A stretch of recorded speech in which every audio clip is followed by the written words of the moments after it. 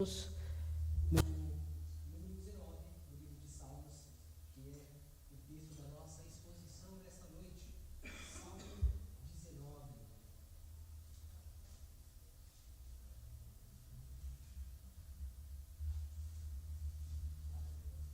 Diz a palavra do nosso Deus: os céus proclamam a glória de Deus, e o firmamento anuncia as obras das suas mãos.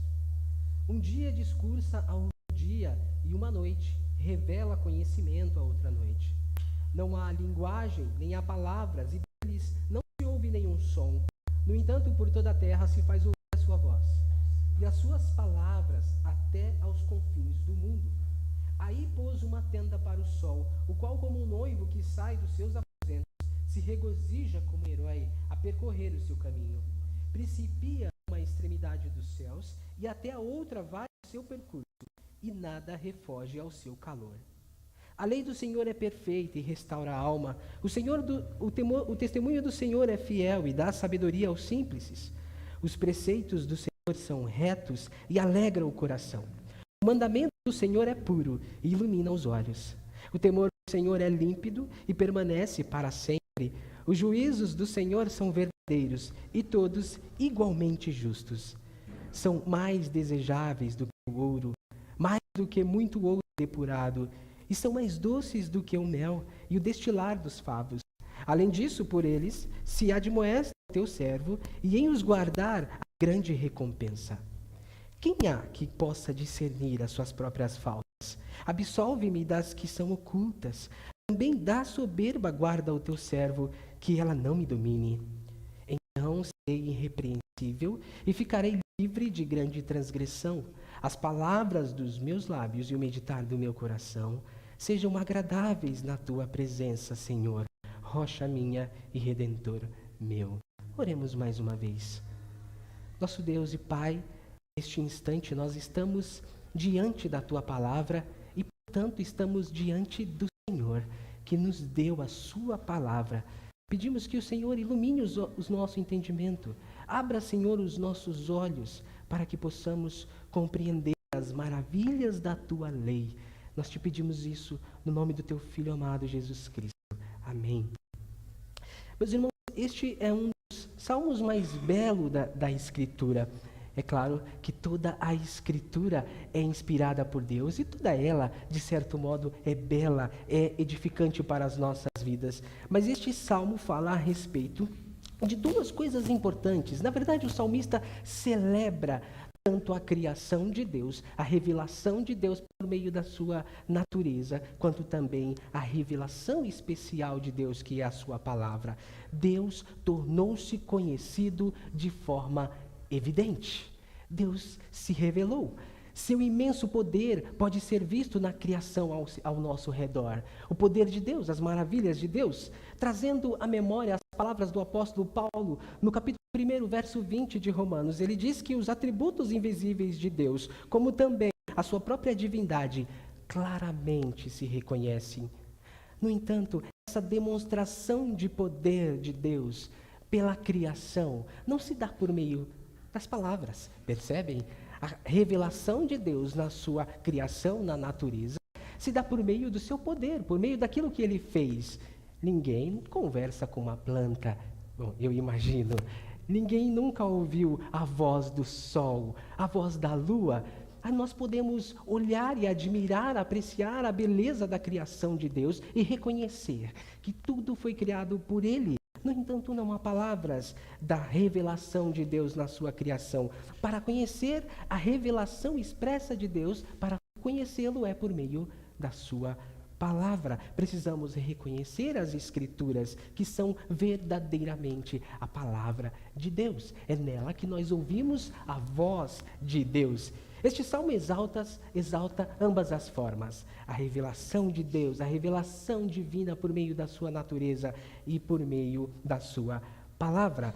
Dos versos 1 a 6, então, o salmista celebra essa revelação de Deus na sua criação, dizendo: a criação declara de maneira inquestionável a revelação de Deus? Vejam as palavras do verso 1 e 2. Ele diz: os céus proclamam a glória de Deus, e um firmamento anuncia as obras das suas mãos. Um dia discursa a outro dia, e uma noite revela conhecimento a outra noite. O que o salmista está dizendo é que, de maneira inquestionável, o poder, a sabedoria e a bondade de Deus é revelada na sua criação. Os céus declaram, os céus proclamam, anunciam a glória de Deus, o firmamento anuncia as obras das suas mãos, o seu poder é manifesto, é declarado a todos os homens. Não é qualquer coisa que os céus proclamam, que a criação proclama, que o firmamento anuncia e declara, mas a glória de Deus, o poder de Deus, o quanto Deus é poderoso. Quando vem aquelas tempestades e chuvas fortes, normalmente nós ficamos com medo, especialmente as crianças, os nossos filhos, com medo dos raios e trovões, mas eles estão sob o domínio do Deus Todo-Poderoso. Deus controla, Deus criou todas as coisas, e a criação e os céus anunciam por meio daquilo que está criado o poder do nosso Deus, assim diz o salmista. A revelação de Deus na criação é abrangente. Veja os salmos, os versos 3 e 4 deste salmo. Não há linguagem, nem há palavras, e deles não se ouve nenhum som. No entanto, por toda a terra se faz ouvir a sua voz, e as suas palavras até aos confins do mundo. O salmista está dizendo que a revelação de Deus na sua criação é para todas as pessoas. Inquestionavelmente, em toda parte, em todo canto do mundo, a revelação de Deus se manifesta a todas as pessoas. Não há nenhum ser humano, é por isso que o apóstolo Paulo vai dizer no capítulo 1 que as pessoas estão indesculpáveis diante de Deus, porque ninguém pode dizer: eu não sabia que Deus existe. Porque por meio da revelação de Deus, nós podemos saber que de fato Deus é real, Deus existe, Ele é o Criador de todas as coisas. Então a revelação de Deus está manifesta. Embora o salmista diz essas palavras de maneira poética e belíssima, dizendo que não há linguagem, que não há palavras, que não se ouve nenhum som, mas as pessoas podem ver o poder de Deus por meio da criação, por meio daquilo que Ele criou. Por isso que Ele diz: por toda a terra se faz ouvir a sua voz. Por toda a terra as pessoas podem reconhecer a real revelação de Deus na sua natureza e na sua criação, porque a todos ela está manifestada. Hoje, certamente, você se alimentou, você pode ver o dia amanhecer. Aqueles que levantam bem cedo, às vezes, percebem o amanhecer do dia, e em tudo isso você percebe o poder de Deus, e você percebe que Deus se revela na sua criação a todas as pessoas. E o salmista prossegue na sua reflexão a respeito da excelência da criação, celebrando a revelação de Deus, dizendo no verso 5: o qual, como um noivo que sai do seu aposento, se regozija como herói, a percorrer o seu caminho, principia numa extremidade dos céus e até a outra vai o seu percurso. O que ele está dizendo nesses versos 5 e 6 é que a revelação de Deus na sua criação não somente é para todas as pessoas, não apenas é de maneira inquestionável o seu poder, mas também é clara e evidente, assim como o sol. Assim como o sol é claro e evidente. Alguém já tentou olhar para o sol num dia ensolarado? É difícil. Mas nós sabemos que o sol é real, que o sol existe, e mesmo naqueles dias que não são ensolarados, mesmo naqueles dias nublados, mesmo naqueles dias que você sabe que o sol não saiu, mas você sabe que ele está lá. Às vezes, em dias frios, você fica desejando que o sol apareça, porque você sabe que o sol está lá, é claro e evidente na criação de Deus. E ele está dizendo, assim como um sol, assim como um noivo que sai dos seus aposentos, se regozija como herói a percorrer o seu caminho, que sai de uma extremidade à outra, comparando ao sol. E assim ele faz essa analogia com o noivo que sai do seu aposento. Assim também é a revelação do nosso Deus na criação. Ela é uma revelação clara, ela é uma revelação evidente a todas as pessoas. É claro que quando o salmista diz aqui que sai de um lado, de uma extremidade à outra, ele não está dizendo que o sol está a girar sobre a terra. É importante dizermos isso. O cristão não é de forma alguma alguém anti-ciência. Nós não somos dessa forma. Sabemos que o salmista está retratando, e como ele está retratando de maneira poética o fato de que Deus se revela e de que a revelação dele é evidente a todas as pessoas, é clara a todas as pessoas. No entanto, meus irmãos, apesar dessa revelação de Deus ser inquestionável, apesar de Deus revelar o seu poder, a sua sabedoria, a sua bondade por meio da sua criação, apesar de ser abrangente, apesar dessa revelação ser a todas as pessoas, nós sabemos que o homem faz com esse conhecimento de Deus, ele nega esse conhecimento de Deus. Ou então, ele adora a criação. Ele deixa de adorar o Criador para adorar a natureza, para adorar o sol, a lua, para adorar os objetos da criação, aquilo que Deus criou. Ou seja, os homens suprimem esse conhecimento de Deus que é feito na criação. Ele nega essa revelação de Deus feita na criação, e é por isso que é necessário que tenhamos a revelação especial de Deus. E os versos 7 ao verso 10, o poeta bíblico celebra a revelação especial de Deus. Veja os versos 7 a 10. Ele diz: a lei do Senhor é perfeita e restaura a alma. O testemunho do Senhor é fiel e dá sabedoria aos simples. Os preceitos do Senhor são retos e alegram o coração. O mandamento do Senhor é puro e ilumina os olhos. O temor do Senhor é límpido e permanece para sempre. Os juízos do Senhor são verdadeiros e todos igualmente justos. São mais desejáveis do que o ouro, mais do que o ouro depurado, e são mais doces do que o mel e o destilar dos favos. A partir do verso 7, então, o salmista celebra a Deus, louva a Deus, não mais pela a sua revelação da natureza, mas também pela sua revelação especial na sua palavra.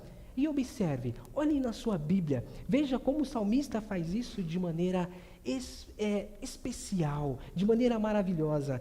Ele fala a respeito da lei do Senhor, ou seja, a fonte da lei é o Senhor. Ele fala a respeito da qualidade dessa lei, é perfeita, e ele fala a respeito dos efeitos dela, e ele segue essa estrutura nos versos seguintes. Ele segue a estrutura falando qual é a fonte da lei, dos testemunhos, dos preceitos, qual é a fonte do temor, e ele segue essa estrutura falando sobre a qualidade, é perfeita, é fiel, é reta, é pura, é limpa, é verdadeira, e ele segue a estrutura, a mesma estrutura, para falar os efeitos dela. Ele diz que restaura a alma, que dá sabedoria, que alegra o coração, que ilumina os olhos e assim por diante.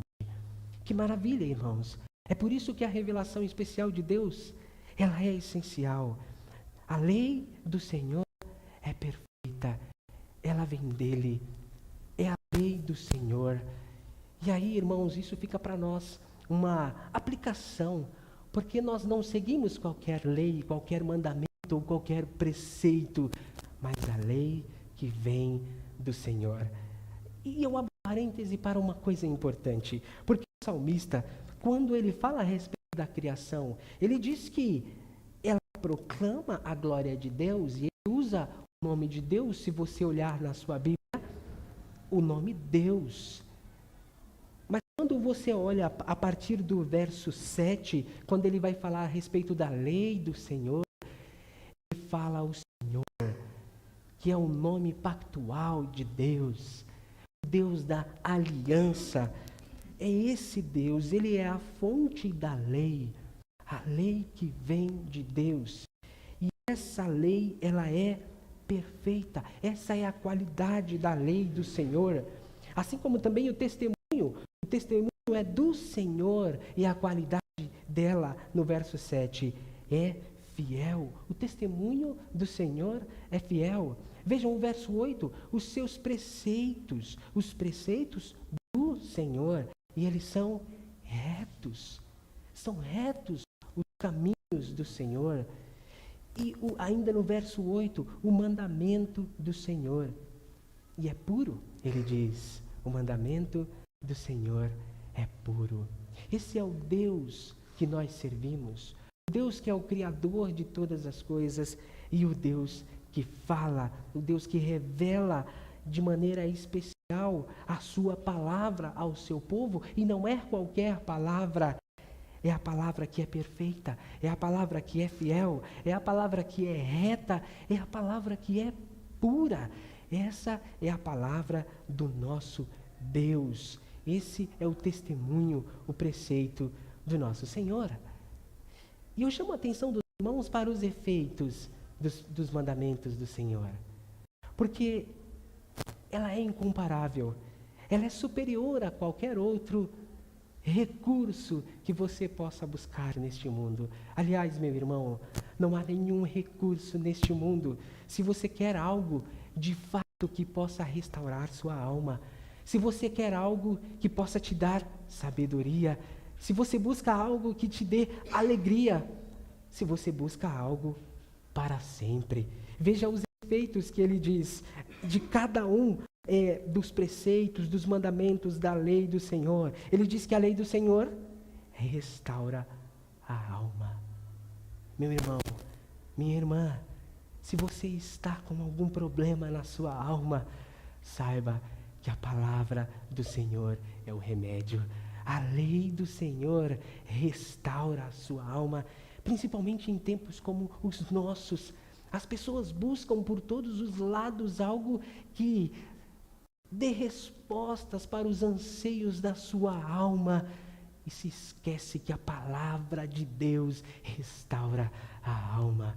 Sim, meu irmão, sim, minha irmã, a palavra do Senhor restaura a nossa alma. Veja mais um efeito que ele diz: o testemunho do Senhor é fiel e dá o quê? Dá sabedoria ao simples. E simples aqui não é simplesmente uma classe de pessoas, não é isso que o salmista tem em mente. Simples são pessoas que de fato não têm conhecimento, pessoas ignorantes no sentido. Deus dá sabedoria àqueles que se humilham, àqueles que reconhecem a sua dependência de Deus. A sabedoria quem dá é Deus, meu irmão. A sabedoria quem dá é o Senhor. Toda a sabedoria vem de Deus. E isso Ele não dá a alguém de maneira privilegiada, entende? Deus não dá de maneira como se Ele estivesse fazendo acepção de pessoas. Tiago diz que se alguém tem falta de sabedoria, deve fazer o quê? Pedir ao Senhor, pois Ele dá sabedoria aos simples, aqueles que são humildes, aqueles que buscam a sabedoria do Senhor. Mas não somente isso, veja mais um efeito que demonstra a superioridade da palavra de Deus no verso 8. Ele diz que os preceitos do Senhor são retos e alegram o coração. Alegram o coração. Se você não se alegra com a palavra de Deus, tem algo de errado. Uma luz, como no trânsito, quando acende o farol laranja, de atenção deve ser acesa. Porque a palavra do Senhor, diz o salmista, os preceitos do Senhor alegram o coração. O dia do Senhor deve alegrar o nosso coração. Esse não deve ser um dia enfadonho para os cristãos. Esse deve ser um dia de alegria. Este lugar e a casa do Senhor por toda parte deve estar cheia no dia do Senhor. Os cristãos devem se reunir com alegria nesse dia, devem ter prazer neste dia. Mas, meu irmão, minha irmã, quão lamentável é que os cristãos realizam o serviço, o culto, no dia do Senhor, com tristeza. Isso deve causar estranheza a nós, porque a palavra do Senhor, os preceitos do Senhor, o culto ao Senhor, estar em comunhão com os irmãos, isso deve nos encher de alegria, de regozijo, mais do que qualquer outra coisa neste mundo. Se você tem mais prazer na amizade do mundo do que de Deus, o apóstolo João vai dizer que provavelmente você é um inimigo de Deus. Porque aquele que é amigo de Deus, aquele que tem realmente uma nova vida em Cristo Jesus, ele se alegra nas coisas do Senhor. Então, é isso que a sabedoria do Senhor, que os preceitos do Senhor causam em nosso coração, verdadeira alegria. E não é uma alegria temporária, é uma alegria verdadeira, uma alegria genuína. O salmista prossegue, então, ainda falando dos efeitos do Senhor e da superioridade da palavra de Deus, dizendo que ela ilumina os olhos. O mandamento do Senhor é puro e ilumina os nossos olhos. Aqueles que, antes da sua conversão, andaram por um caminho errante, provavelmente deve fazer, em alguns momentos da sua vida, esse tipo de reflexão, de como caminhou sem o óculos da palavra de Deus, sem a lente da palavra, como muitas das vezes caiu em armadilhas, como muitas das vezes tropeçou pelo caminho por não ter a iluminação da palavra de Deus. Mas aqueles que reconhecem e que olham para a palavra de Deus como fonte da sua sabedoria, sabe que ela ilumina os nossos olhos, ela abre os nossos olhos. O povo de Deus é um povo que tem os seus olhos abertos pela palavra de Deus. Nós reconhecemos a beleza de Deus na criação, ao mesmo tempo que também nós sabemos que o pecado entrou no mundo e a criação, assim como nós, as criaturas, mesmo regenerados, não somos como nós deveríamos ser. O pecado, ele causou um grande estrago na criação de Deus, mas o nosso Deus enviou o seu Filho Jesus Cristo para restaurar a sua criação. E é por isso que nós precisamos da palavra, porque é a palavra de Deus que nos dá a lente, a visão correta, a perspectiva correta do mundo, de como as coisas eram, o que aconteceu com o mundo de Deus, o que deu de errado e qual é a solução para o mundo. É a palavra de Deus que nos dá o óculos, que nos ajuda a olhar e compreender a vida verdadeiramente como ela é. Tinha um quadro antigamente em um programa e as pessoas falavam como a vida é, mas elas falavam pela lente errada. A lente correta que a gente pode falar e dizer a vida como ela realmente é pela palavra de Deus. Esse é o óculos que ilumina os olhos. E ele diz no verso 9, o temor do Senhor é límpido, permanece para sempre. Os juízos do Senhor são verdadeiros e todos igualmente justos. No verso 9, ele diz então que os preceitos do Senhor permanecem para sempre. Os juízos do Senhor são verdadeiros e justos. Melhor do que o ouro, ele diz no verso 10.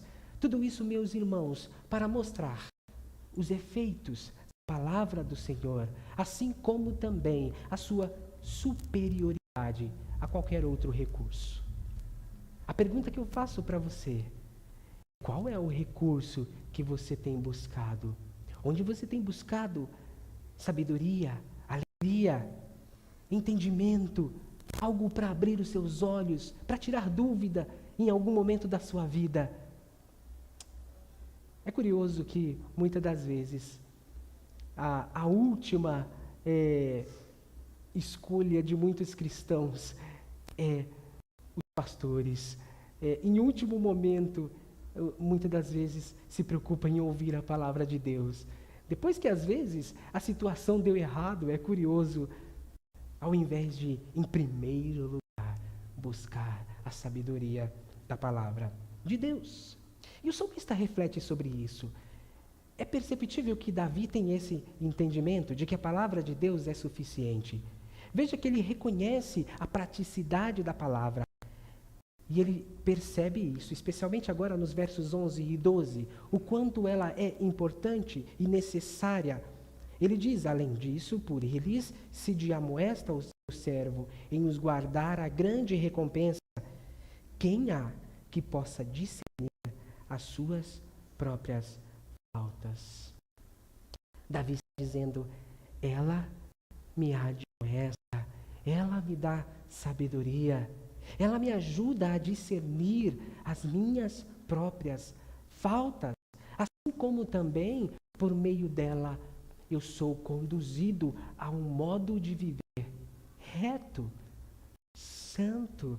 A palavra do Senhor, como dissemos, ela é o óculos que nos ajuda a ver as coisas de maneira reta, como deve ser. E é por isso, meus irmãos, que a Escritura é indispensável. O salmista, então, ora para que Deus o guarde dos seus pecados ocultos e dos pecados conscientes da soberba. Nesta oração de Davi, observe que ele está pedindo ao Senhor para que o Senhor o absolva das que são ocultas. Mas veja no verso 13, também da soberba guarda o teu servo, que ela não me domine. Quer dizer, meus irmãos, não somente aqueles pecados públicos, aqueles pecados que são manifestos e que são visíveis, aquele pecado que a sua esposa sabe que você tem, aquele pecado que o seu marido sabe que você tem, que o seu pai sabe que você tem. Não somente esses pecados, mas também os pecados ocultos. É por isso que ele diz, absolve-me das que são ocultas. E às vezes nós refletimos pouco sobre esses pecados e o quanto sério eles também são diante de Deus. Porque o nosso Senhor vai dizer que não é somente pecar publicamente, não somente o ato que consuma o pecado, mas também o próprio pensamento, pensar em certas coisas. E é interessante o salmista trazer essa palavra, porque ele está dizendo que é pela palavra de Deus que nós temos esse discernimento e podemos reconhecer que os nossos pensamentos, muitas das vezes, não é guiado como deveria ser, assim como as nossas ações. Nem os nossos pensamentos, nem as nossas ações, muitas das vezes não é guiado como deveria ser, e é por isso que nós precisamos da palavra de Deus. Davi conclui com uma excelente petição a Deus que permeia os Salmos. Ele conclui dizendo que as palavras dos meus lábios e o meditar do meu coração sejam agradáveis na tua presença, Senhor, rocha minha e Redentor meu. O desejo de Davi é para que seu coração pense e para que as suas palavras, para que os seus atos sejam agradáveis a Deus. Observem, ele inicia o salmo dizendo que os céus proclamam a glória de Deus. E ele conclui o salmo dizendo que as minhas palavras sejam agradáveis na tua presença. Ainda, meus irmãos, que o conhecimento de Deus seja claramente visível e manifesto por meio da criação. Contudo, a revelação geral, fica claro aqui, ela é insuficiente para dar um conhecimento de Deus como nós precisamos. Para dar o conhecimento da sua salvação. Para dar o conhecimento das nossas faltas, das nossas falhas, tanto nos pensamentos quanto nas palavras e nos nossos atos. É por isso que a Escritura é essencial. E isso torna a pregação do Evangelho urgente. É por isso que nós pregamos o Evangelho e pregamos a Cristo, porque é sobre Cristo. O Evangelho é sobre Cristo. A remissão dos pecados é sobre Cristo. Pregar a palavra de Deus é pregar a Cristo. E é por isso que nós apontamos para Cristo. E quando dizemos que nós precisamos da palavra de Deus, nós também estamos dizendo que o homem precisa de Cristo. A proclamação do Evangelho precisa ser manifesta a todos. Como ele inicia este salmo dizendo que de uma extremidade à outra, Deus se faz conhecido por meio da natureza. Assim também é responsabilidade dos cristãos, à luz da nova realidade em Cristo Jesus, porque quando nosso Senhor Jesus ascendeu ao céu, quando ele ressuscitou, ele disse aos seus discípulos para ir e fazer discípulos. Todo poder foi dado a ele nos céus e na terra. E quando ele diz, lá no livro de Atos para os seus discípulos, que eles deveriam aguardar, que eles seriam revestidos com o poder que vinha do alto, e ele vai dizer que começaria em Jerusalém, em Judéia, em Samaria e por todos os confins da terra. Quer dizer então, meus irmãos, que nós temos a responsabilidade agora, até o retorno do nosso Senhor Jesus Cristo, de proclamar o Evangelho da salvação a todas as pessoas. A fazer com que a palavra de Deus seja conhecida a todos. A lei do Senhor, embora ela não salva, a lei do Senhor revela o pecado do homem, mas é por isso que torna necessário a pregação do Evangelho, como diz o apóstolo Paulo em Romanos 10, verso 14. Como ouvirão se não há quem pregue? Como? Se a fé vem pela pregação da palavra de Cristo. Portanto, devemos pregar o Evangelho para que as pessoas ouçam a respeito da redenção, da remissão, da salvação. Quando elas perguntarem como eu posso discernir as minhas próprias faltas, como eu posso discernir o meu caminho, onde eu posso encontrar alegria, onde eu posso encontrar sabedoria, onde eu posso encontrar entendimento. Sim, você tem responsabilidade, você tem a palavra de Deus, você tem o Evangelho para dizer a todas as pessoas que em Cristo elas podem ser redimidas. A graça do Senhor, meus irmãos, ela é quem nos habilita para viver de maneira que agrada ao Senhor. Davi conclui este salmo dizendo que as palavras dos meus lábios e o meditar do meu coração sejam agradáveis na tua presença. Mas nós sabemos que isso não é possível sem a graça do Senhor. É por isso que o Evangelho precisa ser pregado. Porque é por meio do Evangelho que nós somos habilitados pelo Espírito de Deus a viver de maneira que agrada a Deus, a amar e a guardar os seus mandamentos.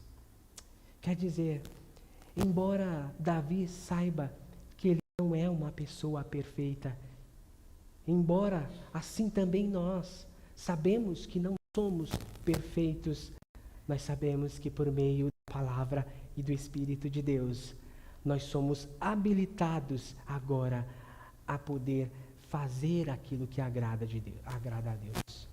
O homem natural não tem essa capacidade de fazer aquilo que agrada a Deus.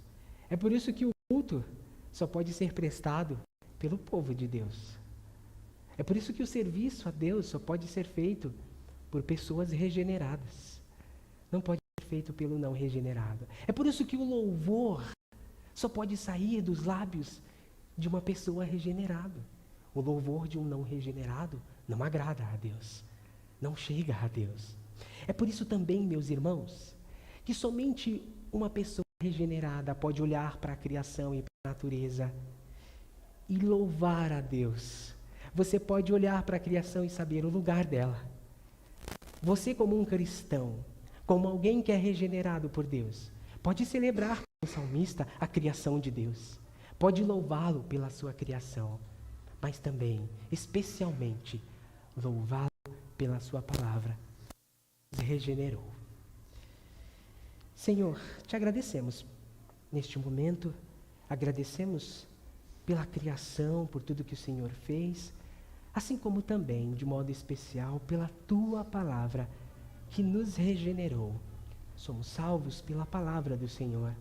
Obrigado, Senhor, que esta palavra possa frutificar nos nossos corações. Nós te pedimos no nome de Jesus. Amém.